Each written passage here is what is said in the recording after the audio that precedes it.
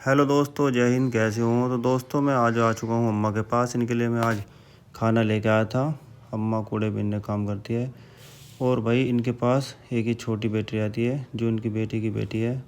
ये अंकल है और इन दोनों को खाना देने के बाद फिर मैंने अम्मा से कुछ बातचीत की।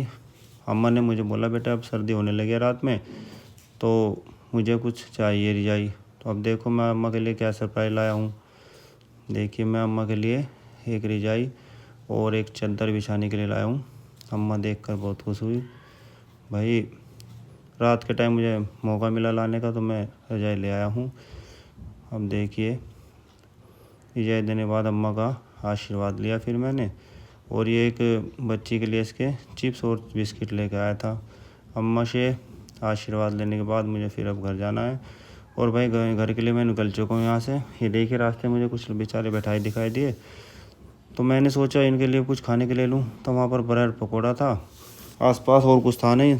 मैं इनके पास ब्रेड पकौड़ा लेकर आ चुका, कुछ तो मिले खाने के लिए। इनकी खुशी देखकर बहुत अच्छा लगता है, इनका आशीर्वाद मिलता रहता है।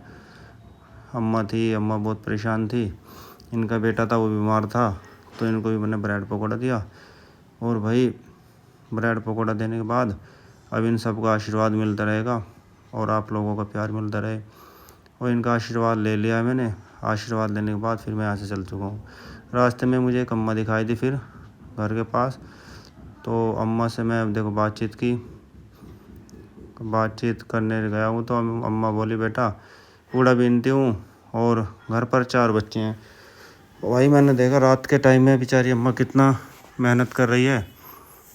अम्मा ने बोला, बेटा घर पर आटा लेके जाना है। और भाई आसपास कोई आटे की दुकान भी नहीं थी, तो मैंने सोचा कि अम्मा को कुछ हेल्प ही कर दी जाए। कि अम्मा बोली कि मैं खुद ले जाऊंगी, और उससे मैं थोड़ी हेल्प करने। मेरे पास एक कंबल था गाड़ी में रखा था, जो मैंने वो कंबल अम्मा के लिए निकाला है गाड़ी से, और ये कंबल दिया अम्मा को। और अम्मा का फिर आशीर्वाद लिया।